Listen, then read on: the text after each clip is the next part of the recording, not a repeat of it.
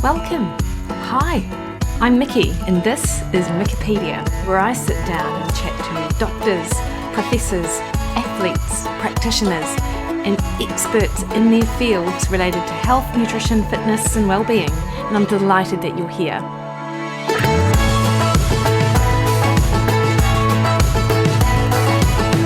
Hey everyone, it's Mikki here. Welcome to Mikkipedia and another awesome podcast interview that I've got to bring to you today.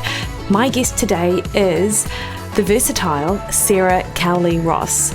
Now, anyone who is a Kiwi who tuned into the Olympics last year, Tokyo 2020, held in 2021, will be familiar with Sarah because she was one of the three that brought to us the news of the day and the awesome sport highlights over on our TV screens, and she did such a fabulous job. Her energy and her charisma really came across. So Sarah and I speak all about her life as an athlete in New Zealand, growing up in Rotorua, and how her passion for the ultimate experience as an athlete led her to Heptathlon and to represent New Zealand in the Commonwealth and Olympic Games. And we also talk about her transition from an athlete to a mum and a staunch advocate for women's sport and how she's navigated this chapter in her life. So Sarah is, as I said, a former Olympian and Commonwealth Games representative in heptathlon and high jump, a sports commentator and locker room columnist, in addition to being a marriage celebrant and an amazing mum to Poppy and Max and wife of Gus. Sarah is also a sought-after and experienced MC and keynote speaker and is a member of the NZOC Athlete Commission, Community Education Ambassador, and works within the Olympic movement in the Oceania region. She is a staunch proponent of women in sport, particularly in leadership and governance roles. And this is something that Sarah and I talk about, and we talk about ways to get involved in this. She's also an alumni of the NZOC's Women in Sport Leadership Academy. Sarah's athletics career spanned 15 years, during which she became the New Zealand high jump and heptathlon champion and attended numerous world championships, Olympics and Commonwealth Games. And you can find Sarah over at Locker Room, where she regularly writes about sport, interviews athletes, and shares her experiences. And you can also find her over on Instagram at Sarah Cowley Ross, and where you can pick up on and join her for her Never Miss a Monday movement, which is all about getting people of all ages, athletic abilities, to be a little bit more active. Just before we kick off the show, can I just remind you that the best way to support the podcast is to subscribe on your favourite podcast platform and leave us a 5-star review. That just increases the awareness of the podcast to other people who might also enjoy this content. We would so appreciate that, guys. Thank you so much. And also, you could just jump on and join the Recipe Access portal. For $12 a month over on my website, williden.com, you get access to my regularly updated recipe library. You get access to me, a private Facebook group, weekly emails, the opportunity to pick my brain on anything nutrition related. So that's a monthly membership, and we've had loads of people join the crew, which is so awesome. We are loving it. All right, team, please enjoy this conversation that I have with Sarah Cowley Ross. You're on it. I'm on it. So yeah. To get the podcast, the two podcasts I really love. Yeah. Long form, just really good vibes. Yeah. Jordan and Brené Brown have to go through their website and things. It's just not convenient for my. No, I actually agree with you. And in fact, with Spotify on as a podcast platform, it doesn't suit me the way that Apple does. I forget to look at Spotify to see who Joe has had on or who else might be on there. I didn't realise Brené was only on Spotify, which tells you a little bit about that I don't actually hook into her stuff nearly as much as I should, because she's amazing. But I do like it how your first name basis with Joe Rogan. I think it's just it's amongst podcasters, Sarah. Yeah, So yeah. We're on first name basis. Yeah, I love it. Love it. Yeah. So Sarah, I really wanted to have you on to talk about, well, basically you. And I know that isn't something that you are necessarily overly comfortable with, but I do know that you're a good talker. So I thought this will be a great way for people to get to. I know that a lot of people know a lot about you and probably over the years have followed your journey as I have, from being an Olympian to transitioning into sort of motherhood to now being on the airwaves, on our televisions, writing for Locker Room. You're in that public space, and you're such an advocate for women in sport. And so what I'm really hoping to chat to you about is just sort of how that's progressed for you in your life, basically. And I know we were on a Zoom a few weeks ago for 261 Fearless, which is a not-for-profit running group founded by Catherine Switzer. And you just told some great stories about your time being an Olympian and sort of how you set that as an early in life goal, and that you achieved it was amazing. And so I just was really quite inspired by that and thought others would be too. Thanks, Mikki. I have to say, I really enjoyed that chat with your group. And also just wanted to say, like, Catherine Switzer, I mean, what a trailblazer. Oh. And I've got this goal to run the Rotorua Marathon from Rotorua. I've cheered you on around the lake once, yes. Which is super cool. But she was like, well, I said on the podcast or the Zoom call, I was like, oh yeah, I'm going to do the marathon, Rotorua Marathon when I'm 40. So I'm 37 now. I'm sometimes really forgetting how old I am. I keep saying I'm 38, but I'm not. I'm 37. So I've got 3 years before I step up into the long distance land. And my brother, one of my brothers, has said he's going to run it with me, which is cool.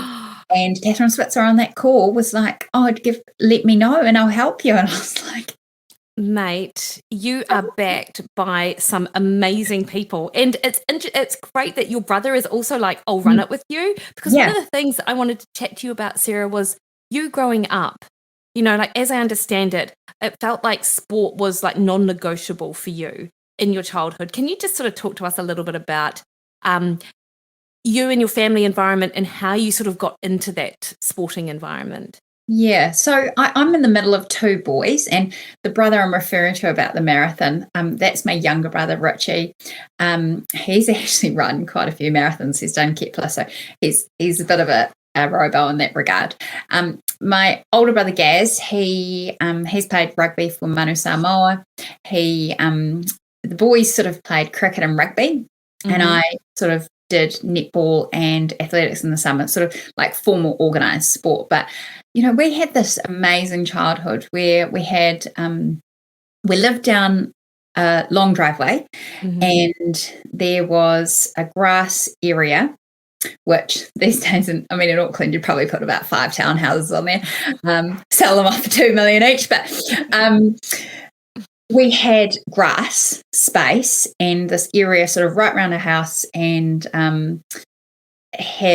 my dad played basketball for New Zealand. My parents met through the Easter tournament at the YMCA in Panmure. And so from that, I guess, foundation of their relationship and their love of sport came this really quite natural and organic love of sport in my brothers and I. And the hallway was not a safe place for us, because learning to tackle, learning to dodge, and because I was a girl, they they didn't take it easy on me, and I'm thankful for that. And I also think part of the reason why sport, particularly for my dad, I guess, he came to New Zealand when he was 7 from Samoa. And he's one of 10, so big Pacific family, very limited resources, small house in Tukuroa, but a whole lot of love. And they had no English when they came. And I think about it now that sport was a platform where they could express themselves really freely. And so they had whatever sport it was, love of basketball was, in a little town in Tukaro, won in my dad's 7th form year, won the national championships, which is it's a huge achievement. And when I think about that and the fact that my parents met through sport, just this ingrained love of sport, certainly for our childhood, being active was just, like you say, non-negotiable. And, we were really lucky to grow up in Rotorua, and that it was very easy to navigate around the city in terms of, the town. Yeah. In terms of sports practices, for that was, straightforward for my parents. But also we had the redwoods, and I remember as kids, if on a weekend to run off. Little did I know at the time, now I reflect back with my own children, on the weekends, if we were a bit itchy, we'd go to the redwoods and, we'd run around the redwoods or, and being surrounded by nature. I mean, you and I know how grounding that is as adults, but as children, incredibly just natural and organic. And I think that because my parents prioritized sport and being active, for us it was really a way to burn off energy, and 3 active kids. So that's not to say though that education was really important to my parents, and I think that again, if I go back to my dad being an immigrant, and that courage of my grandparents to really want more for their children and the generations to come. So education was really important for my dad, and if that wasn't taken care of, then my parents were hard, tough. You weren't going to sport if the other stuff wasn't sorted first. So yeah, we were lucky. Yeah, Sarah. So did that firmness come down through your parents as well, with regards to, yes, obviously education is important, but where they were if you're not succeeding in the classroom, then your, ability to shine at sport might be compromised. What was that sort of relationship like there? So your father had that very strong message come down to him. Did your parents have that strong message sort of filter through to you guys? You mean if it was if you, in terms of sport or in terms of just education in life? Well, just sort of education in life. I think definitely in education. My parents were both I would say they were very disciplined towards us, and on us, I guess, but not in a really not a forceful way, but it's just they set a tone. And if you didn't do it, there were consequences. And that's, I'm grateful for that.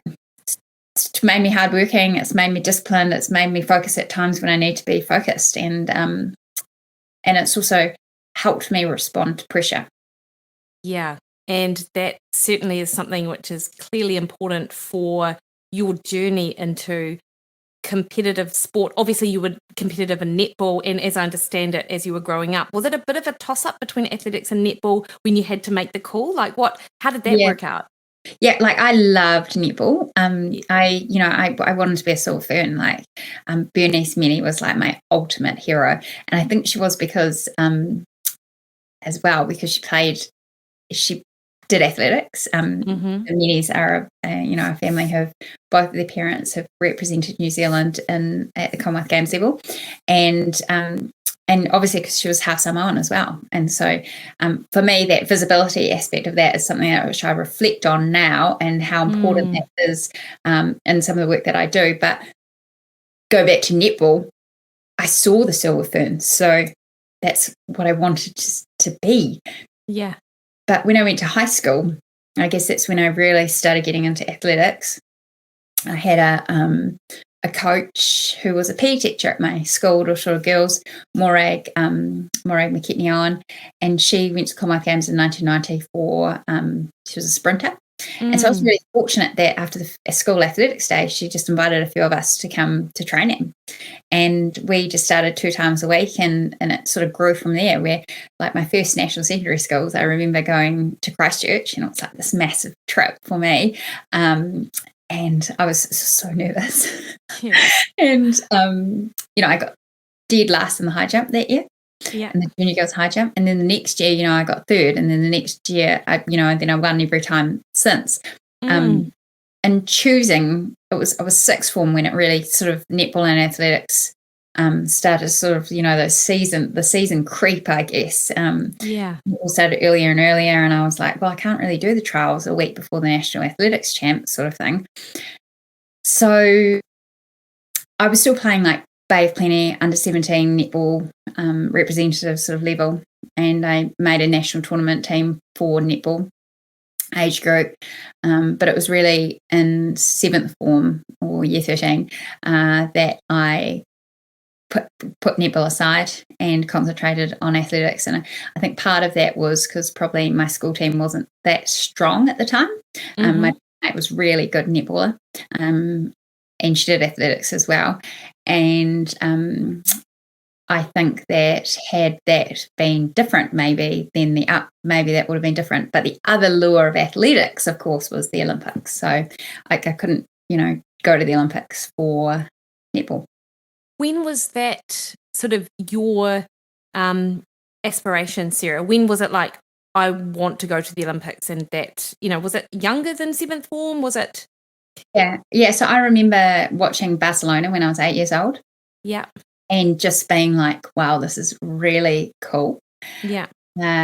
And just really being in awe with like the whole spectacle of the Olympics, not just the athletics. And I think my clearest memory of Barcelona, apart from Linford Christie, is actually Lorraine Moller and, her scarf and just coming across the line in the women's marathon, and just that exhaustion but elation.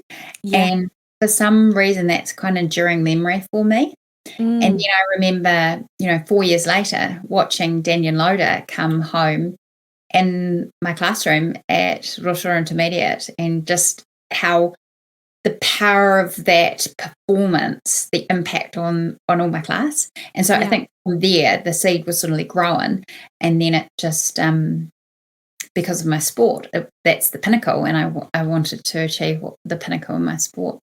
Yeah. So Sarah, so in terms of your national ranking or international ranking, at the time you made that decision, was it quite clear to you that more time, effort and energy into athletics, you were going to achieve that? Or because that's not I guess this is what sets elite athletes aside from everyone else, right? Is that absolute self-belief and determination that you can do it. Because I always wonder whether you sort of need that first as a thought process before you begin that journey, because it doesn't just sort of grow. Like, so were you quite like, I want to go to the Olympics and I can? Were you quite strong in that? I was actually. I think I was. I first represented New Zealand when I was 16, and that was at an event in Sydney, and it was the test event for the Sydney Olympics later that year. So I was really exposed to it, and Sydney was a, good time zone. It was easy to watch for New Zealanders. Yeah. And so that year I had 2 runs on the Olympic track. I went to the Pacific School Games, and then I went to the Australian Nationals. And so we were exposed to this incredible environment, going through the warm-up tunnels and things like that, as they have with every Olympics, a test event. And so that was pretty pivotal. And then, I went to World Juniors that year. So it wasn't like it was just a natural thing that I believed I could be there one day, which is a bit naive, really, because it takes a hell of a lot of work, Yeah. And I think it's also about people in your sport that perhaps recognise your potential and give you a bit of a nudge, I guess. Yeah. And who was that? lots of people, I think, that saw a belief or just, a nice, it's really important to encourage people. And the power of actually just a couple of words, what a difference it can make to people. And I'm really conscious of that now, being around tracks in New Zealand and acknowledging people's commitment is one thing, and also acknowledging people's talent. And I think that you can be talented all you like, and that's a real advantage. But commitment is another thing. Yeah, that's such a good point. And I suppose, and I imagine that for someone to get to your level, like you have to have both, right? It can't be like, it's very difficult. I often think about this with young kids sort of coming up through high school, excelling in their sport, but not necessarily putting in effort, and them not recognizing that natural ability will sort of only get them sort of so far. And it's you then need to sort of put all the other like super important things in to sort of then progress forward, is how it looks anyway from the outside. Yeah, and it's interesting because, Mikki, I've seen some super talented people, like incredibly talented, but it's almost at times that that extreme talent can be a bit of a handbrake, because when you haven't had to really, if everything's come easy and then it becomes hard, and that can be a real stumbling block for people. And I think that it's not necessarily a bad thing to have trauma. Okay.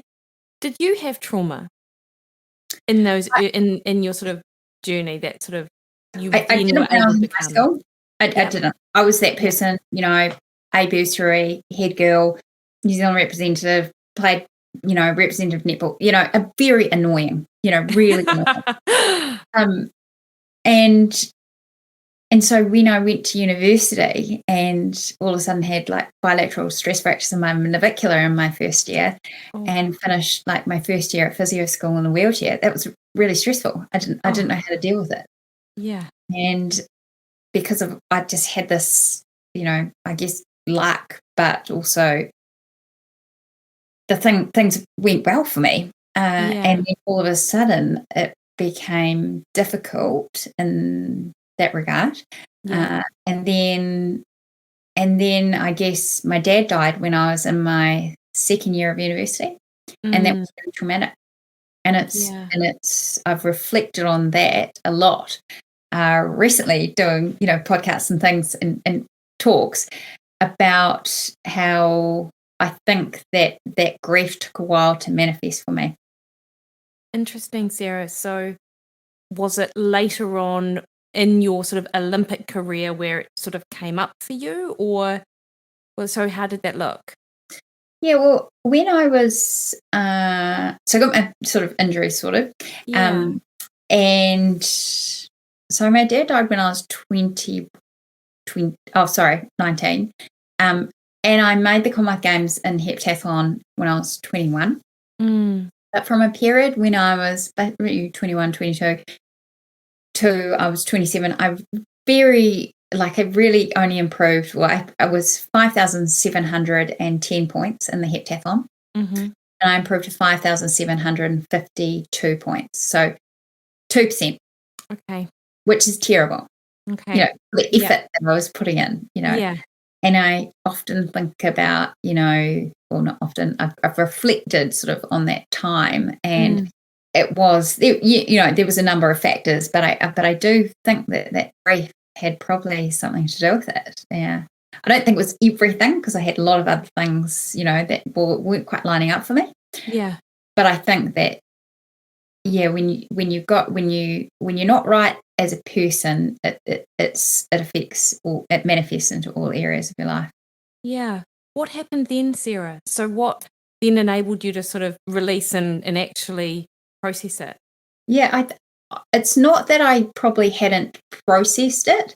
Yeah. I think I was just at a point at my life, 27, a year out from the Olympics, and looking at sort of my friends thinking, oh, you're getting married, you've got a house in Auckland, you've got a good job. I am wondering how I'm going to pay for my massage for this week. And I've got nothing really to show for it, but a really great sporting, life. Yeah. And I think it was like, right, if I don't do some work on myself, then what am I doing? It's a real point in my life, really tough, because I thought, oh, well, I don't think I can do this. It was the first probably time. I'm not sure if I'm going to do this. And if I don't do this next year, I'm done. I can't do this at 32 for the first time. I need to be all in. And it's not that I wasn't all in. I probably didn't have the right people on the bus, and my team, and my site team, and probably also in my personal life as well.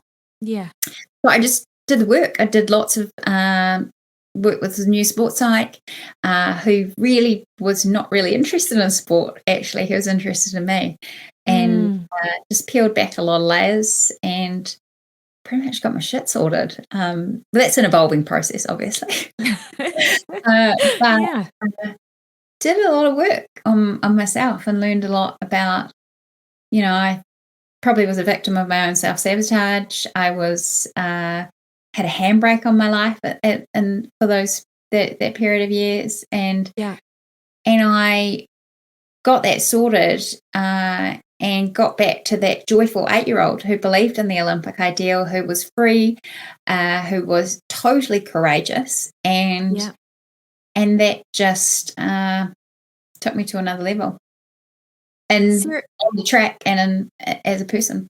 Yeah. Sarah, because you talk to a lot of athletes now with your journalism role in locker room, and of course you're speaking to kids in school, and you're a sought after speaker for corporate groups and sport groups and stuff. Do you see those qualities in other athletes? Do you see other athletes putting handbrakes on themselves? Like, can you see that in someone? Totally. Yeah, totally. And I think that actually what it comes down to is an honesty of where you're actually at. And the more honest and authentic you can be with yourself, not trying to trick yourself about where you're actually at, but be real about it. I guess it's like Instagram versus reality. But I feel like there's people out there you just kind of want to shake and go, like you're screwing this up, and this, every day matters. And I guess that intensity for me, because I had that period of struggle, and while that was struggle, I still had some incredible experiences. I did 8 seasons in Europe. I lived summer to summer. I had made some amazing friendships through athletics, but in that period of time I didn't really get the results I wanted. And Sarah, you're because of that, is that part of what you talk to people about now? Like when you're up there and you're advocating for women in sport, for sport to be, for people to sort of gain experience and life experience through sport, is this something that you, because of your own self-awareness, are able now to talk to people about and actually see people going, oh yeah, actually this is something I can really sort of work on? The more I share about myself and really share personal details when I'm speaking to groups, the better connection I have with people, like anything. If I try and fake something, and I've been guilty of it, I'm not gonna lie, you don't get the real me, and people know that. They really know that. And you can do a good job, but you can also do a great job and actually make something for someone go, oh yeah, it's okay. It's okay to do that, but actually, this is what I want out of it. And I think my husband's been really great actually when I'm doing talks, and he'll just be reminding people, give a little, just give some more.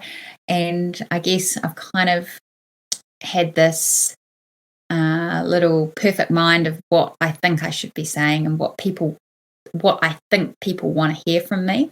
But actually they want to hear they want to hear those stories. They want to hear, you know, like 7 times around the world did I do a heptathlon and I did no score in one event, and how heartbreaking and how frustrating that was for me. And they want to know about the tears, and they want to know about the reality of actually this is life, but there are ways to get through it.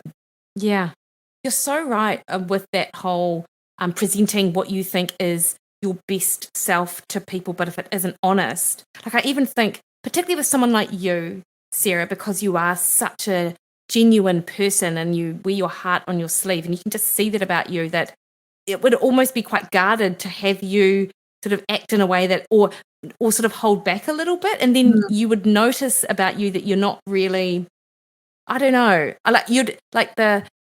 it's how you feel inside and then what you project out. Like that's actually quite, like it's quite an obvious thing for some people. Yeah. I mean, there are some people who can completely do it, but you'd be rubbish. And I agree. And I think, Mikki, like particularly, I you know, I'm just thinking back to a couple of talks I've done in particular to all girls schools, and the parents that have come up to me afterwards and told me about their daughter or whatever, and then the messages maybe that I've had reached out to me.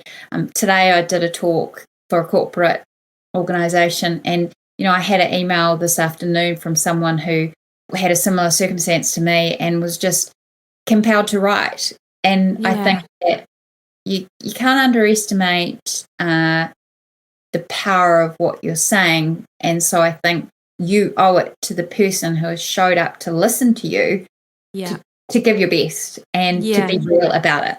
Yeah, nice. I love it, Sarah. Now I really want to ask about heptathlon, because it is not the sport that we think of when we think of athletics. You know, so how did you get into heptathlon in the first place? I guess it was people kind of, so I had it come from a high jump hurdles background, and people were like, oh, you should do heptathlon, and I was kind of like, oh, I'm not really good at throwing. Like, I'm just not a natural thrower, which is interesting because of, like, amount of fielding I did from my brothers, like playing backyard cricket. So I was resistant to do it, to do heptathlon. But I also realised it was my greatest potential and it was the event for me. Yeah. And actually, in 2005, it was my last year at university. I did a physio degree, and I went to World University Games in Izmir in Turkey. It was a really cool trip, actually. And I roomed with, so I did long jump there. I was coming back from my feet, my navicular sort of stresses. Sounds silly, but long jump was kind of like a straight line and a jump rather than like a high jump and more pressure on your foot, or had lots of running sort of stuff. So it was a bit easier to sort of manage. Yeah. So I roomed actually with Rebecca Wardell, who was doing heptathlon, who had converted from 4 hurdles to heptathlon, and we were roommates, and I just saw how cool it was what she was kind of doing. And I also realised I made the final of that World University Games. I went around the world for 6 jumps, and I just thought, oh, I could just do heptathlon, and I'd kind of done a couple as a junior, but it was at that point when I came home and committed, and I was a carded athlete at that time, and as sort of like a potential junior, and then I came home and changed to heptathlon, and I got cut straight away. The high performance director was like, and he was Maltese guy, so it was quite like confronting for me. Yeah. He was like, no, this is not for you. There's 5 months to the Commonwealth Games trials for Melbourne in 2006, and he was like, oh, if by miracle you make it, then you'll never do well at this. This will be the highest you get to. And I was like, fuck you, like, yeah. And I had decided, and I thought I was being real brave, and then he just cut my funding, and that was it. Wow. And he was pretty quick to shake my hand after I completed the 800 in the Commonwealth Games trials at QE2 Stadium. And Bex and I went there, and we've travelled the world together and best of mates. Amazing. Sarah, like, I can't imagine what it would take to train for something like that, because it, like, the demands on the body of the throwing, the sprinting, jumping, like, must have been hard. Yeah, it was hard, but I guess that's part of the allure of it, Yeah. because you kind of you never quite, you dream of the perfect heptathlon, right? You add up all your PBs and you think, oh, if only I could do 7 PBs, and and that's kind of like the ultimate dream for a multis athlete. Because when we talk about multis, the guys do decathlon, we do heptathlon, and I think it is really difficult. It's a really difficult event, physically and mentally. Technical, a lot of technical stuff. You just got to do the work. You just got to do the time on task. A lot of technical stuff. A lot of work in the gym to be able to cope with the load. I had a rushing coach, so I had a lot of volume. Yeah. And you'd show up to the track, you'd be the first there, you'd be the last to leave. And in between time, you'd be doing a whole lot of rehab to be able to Pilates, yoga, so much, heaps of medical, physio and other therapy to be able to handle it. But, multis is quite a special community because you respect what the other person has done in the training to get to the start line and to start a heptathlon, but also to finish a heptathlon. Yeah. Amazing. And when did you realise your Olympic dream, Sarah? So I was in a small Austrian village called Gotzis. I started the heptathlon. My best score beforehand was 5,052, so I needed 98 more points, and I did it at Gotzis, which is really like the Wimbledon of heptathlon and decathlon. It's just the most incredible competition. Yeah. And I went and scored 6,135, which was a couple of days, really. Yeah. I got I really needed 6,150 to really secure my spot. The A. I sort of got nudged in the final straight of the. Oh, sorry, Mikki, mine just dropped off. No problem. This is the great thing about being on the browser. Like it's we're back on, basically. I know. Amazing. And Okay. you were just telling me about that you had 6,125 points. You got nudged in the 800. Yeah, so 6,135. Sort of really needed 6,150 to secure my spot. Got a little bit, got a bit of the wobbles in the last sort of 80 meters, but in the end it didn't matter. And secured my spot. And then, a couple of months later, I was on the start line in London. Amazing, Sarah. And when you were there, how did you approach that competition? Were you there to, obviously, you wanted to compete at your best, but what was the most important thing for you if there is such a thing? Like, was it, I'm going to podium? Was it, I'm going to do my best? Like, how do you think as an athlete? Yeah, I was definitely going in there to do a personal best. If things had gone right, then the New Zealand record. Now, what that meant onwards, the heptathlon at that time was incredibly high standard. Jessica Innes was in my field, and so the level was really high, actually. And which is cool to be part of. But really, I guess the goal was for me to definitely do a PB. I wasn't able to do that. But I also really wanted to enjoy it because, I'd waited 20 years for this dream. Yeah. And also, what was the coolest thing for me was that my family were in the stands. Oh, amazing. Now, did that include Gus at the time? Gus was part of my team, so he was actually in the New Zealand Olympic team at the time. He was with cycling. So we were sort of in the early stages of our relationship, very early. And I was like, right, let's get this out of the way. Not get this out of the way, but the Olympics at all. So he was actually accredited with cycling because he was working with them at the time. And so the NZO, the New Zealand team gave, he managed to get accreditation. Actually, athletics arranged it, and he actually had an affinity pass. And if you've been to a games and realised what an affinity pass is all access. And so, on your accreditation, I've got some over there actually, they hang sort of like it's our accreditation peg. But basically, if you've got the infinity symbol, you can go wherever you want. And he was watching the whole 2 days, obviously coming in and out of the warm-up track, but from right on 50 metres where with all the big wicks. And actually, because Jessica Innes was in the event, and then there was like the last session of our Heptathlon was Super Saturday, so Mo Farrow won, Greg Brotherhood won, and Jess won, all in an hour. So it's golden hour for British sport. But just before the hurdles, the rows sort of all started clearing out around him, the security, and the Duchess of Cambridge was sitting right by him. This was the level of pass that he had. So he obviously had to give it back. But oh, amazing, Sarah. So was it everything you hoped it would be?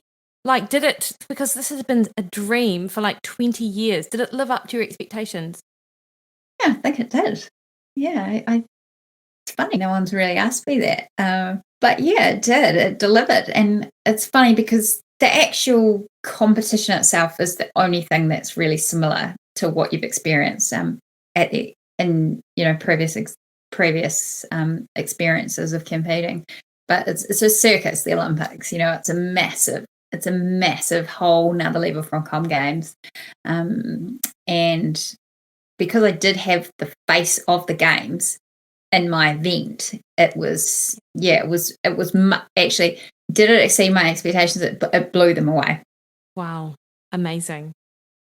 And is that class is your, most favorite event, like, or was there another time? Like, what has been your most, enjoyable is not the right word, but your most memorable sort of like sporting event over your career? I think in the events where I've really been really free and really allowed myself to really take the handbrake off, that's been the most enjoyable time.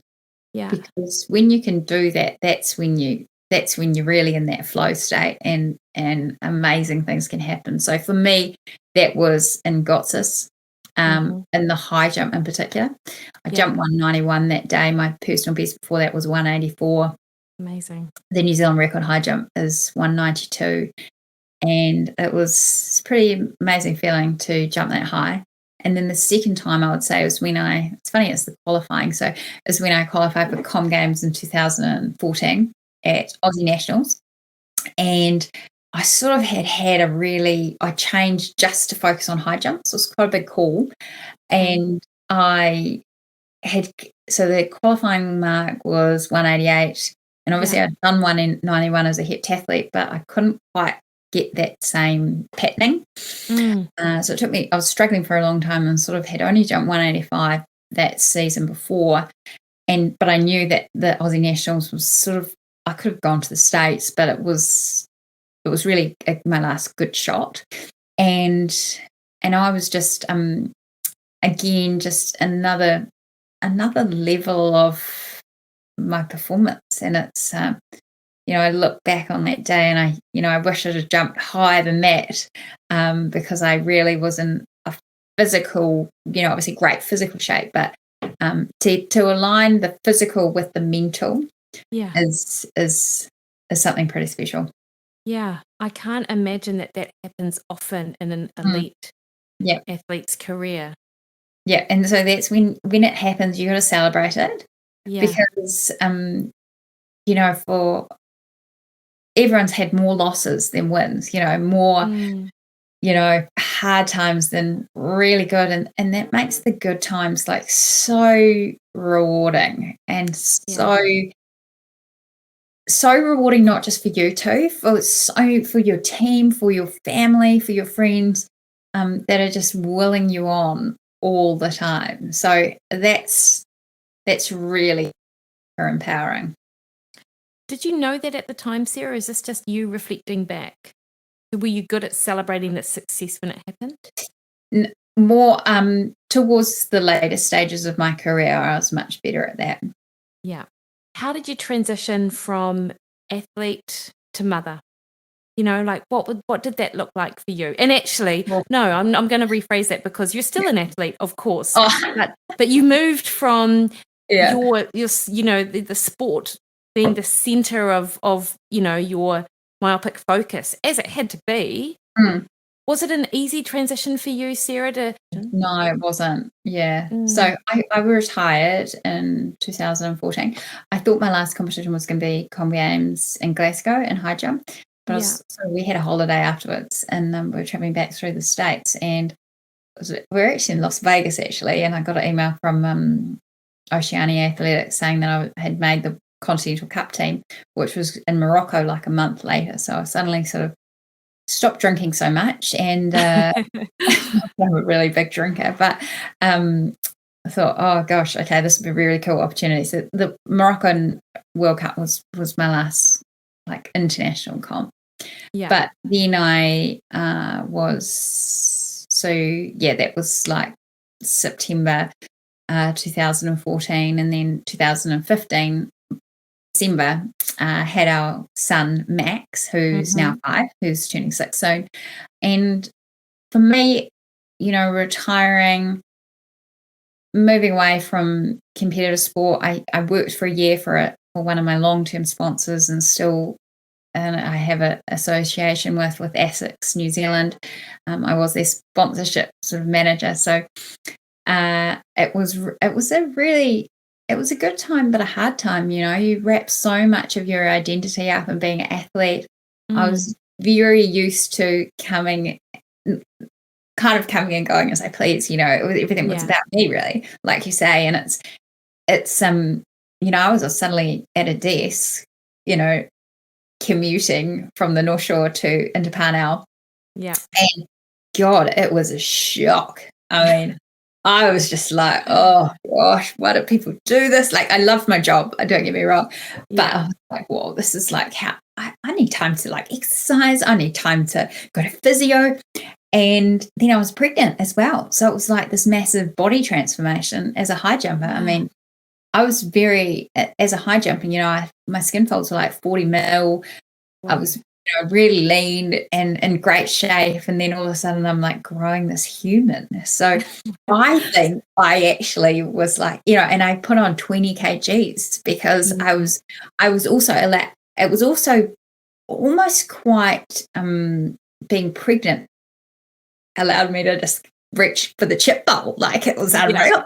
Like, the behavior, it was like I kind of had this quite freeing sort of like, oh, I'm not this elite high jumper. I'm an office worker and I'm pregnant, and you know what? If the chips came up at 4:00, I'm gonna have them for once in my life.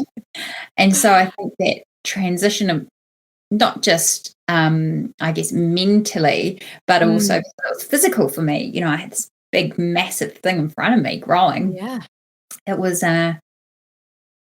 pretty confronting. And then it was also just the most fulfilling and challenging thing that I've done by far, and still are doing as a mum. Yeah. So interesting, Sarah. And I've heard you describe your role at Essex. That yes, you absolutely loved it, but you felt that you weren't. It wasn't a good platform for you to share your gifts actually in sport. Did I get that right? Did you? I think it taught me a lot. And the people that I worked with were awesome. But I kind of, I don't think I would say that it didn't allow me to share my gifts. It sort of allowed me an opportunity to experience corporate a different world. But it also affirmed to me where I would like to spend my time going forward. Yeah. And also, I guess, the lifestyle that I was used to living. Yeah. Like, when we sort of kicked off this call, you talked about how you could see for your parents that sport was more than just sport. It was more than just the physical nature of being out there in the field playing the game. It was a platform with which they could sort of build a life, build what they wanted, and help raise kids, I suppose, to be that allowed them to fulfill their potential. And that's, so sport is so much more than just the game. Like, is that how you sort of got into the role that you're in now because of that sort of, it's very obvious. It's pretty obvious to us who are in sport and know sport. But a lot of people say, oh, you studied phys ed. Did you like throwing a ball around, Yeah. I mean, like, I don't have to sell you the power of sport because you live it. And I think with Essex, there's definitely that. There's that side. Obviously, it's about selling shoes. Yeah. So that's the bottom line. But I guess the work that I do now, and I kind of like think that my life is still like a heptathlete. I've got lots of different roles, get bored very easily, but I also like having lots of things on the go. So I guess that singular focus as well, in a proper job, as opposed to kind of what I do now, it was also confronting for me. But in terms of, I guess, the work that I do, it has definitely been shaped by values. Yeah. What's the greater good? What's the purpose behind me working for Locker Room? Well, I've got a communications degree, so I'm interested in the media and interested in the impact of the media, and also, as I mentioned about the visibility of sport for women and girls, from my own experiences, if I want that sport, women and girls sport and recreation to be more visible, then I've got an opportunity to actually influence that through Locker Room and through other work that I do, because I guess the media work, it's not acceptable to me that 14% of New Zealand mainstream media is on women and girls. Yeah. When we love watching women and girls in sport, and there are so many people out there doing some incredible things that never see the light of day. And so for me, the Locker Room kaupapa has been incredibly rewarding. It's also been super fulfilling to be working and be mentored and as a friend to Suzanne McFadden, who's an award-winning journalist and an incredible woman.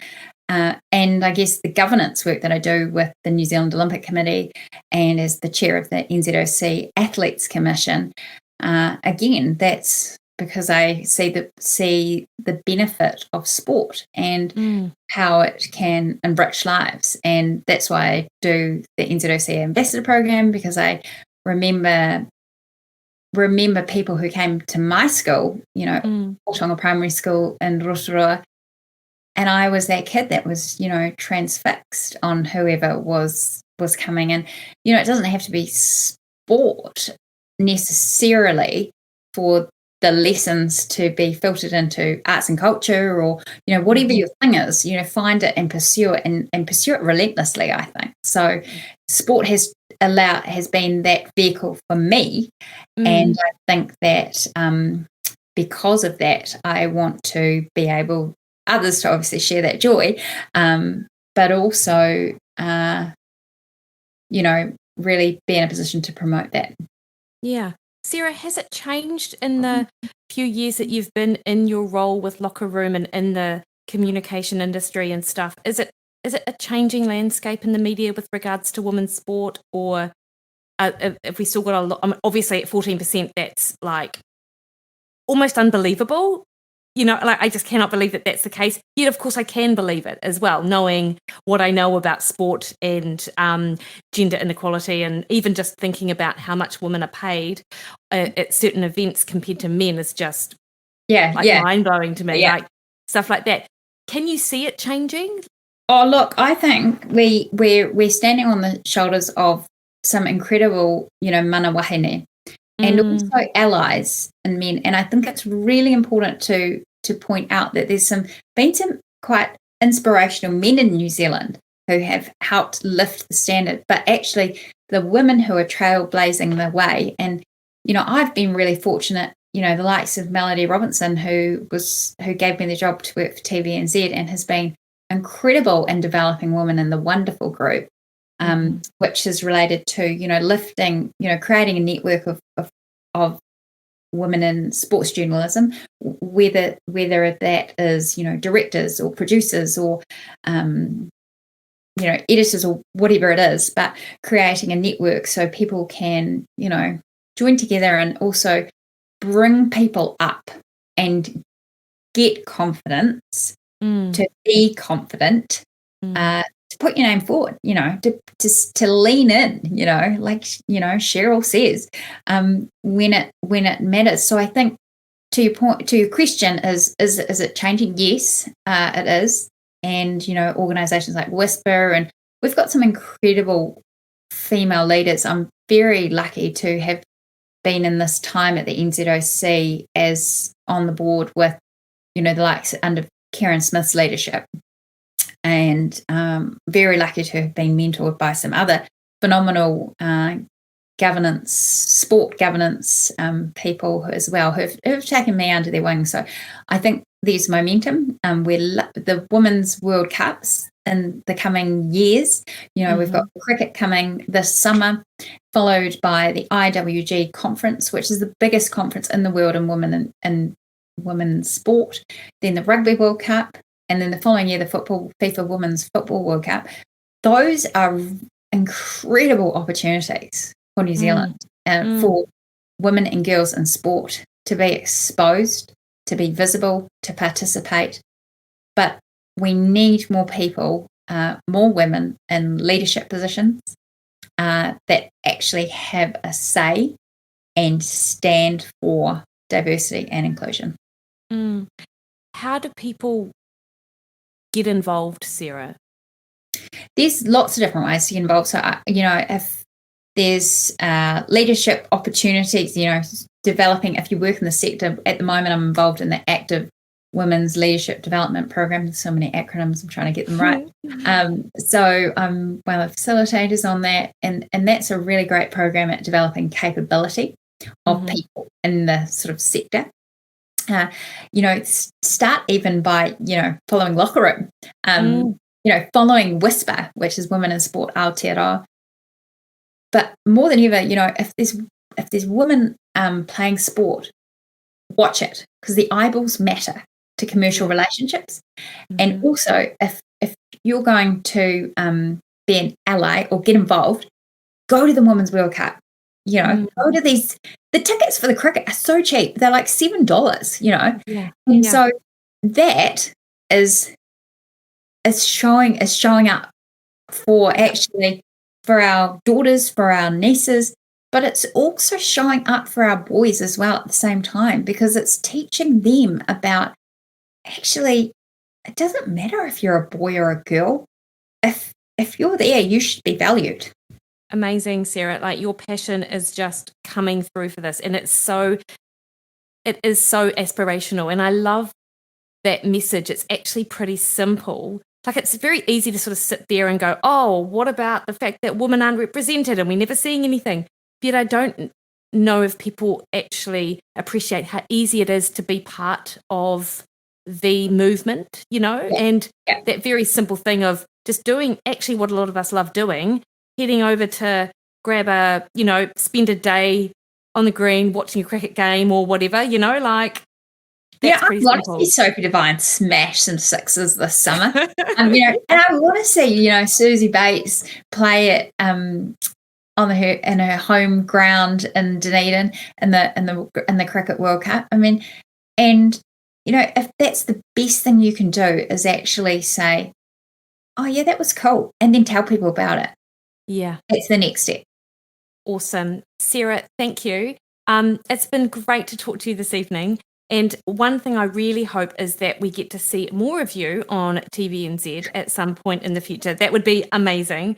And outside of that, where can people find you? Because, I know that you're on social media. Where else can we find out more about you, and of course your work and all the other stuff you're doing with NZOC and the rest of it? So I have a website, sarahcowley.com, and I'm probably most active on Instagram, actually. It's where I always sort of tend to bump into you, Mixter. But I've been very lucky. I mean, I remember when we used to work together when I was in Physioland, and you've provided me with a lot of information and a lot of guidance with my nutrition over the years. So it's been a privilege to talk to you, and I just love what you stand for. Oh, that is lovely, Sarah. Thank you. It's been awesome to talk to you, and look forward to seeing you on Insta. Never miss a Monday. Never miss a Monday.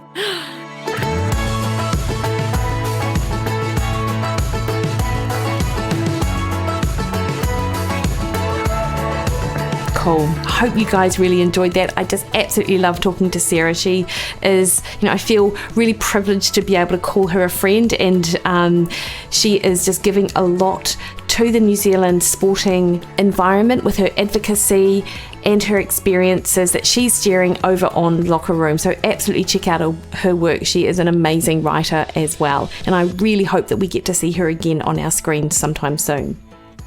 Next week on the show, I had the privilege of sitting down with Dr. Charles Brenner, who was the person who discovered the NAD plus pathway, which is very exciting if you're a bit of a nutrition geek like me, because we delve all in to the role of niacin, of NAD, and its role in longevity and health.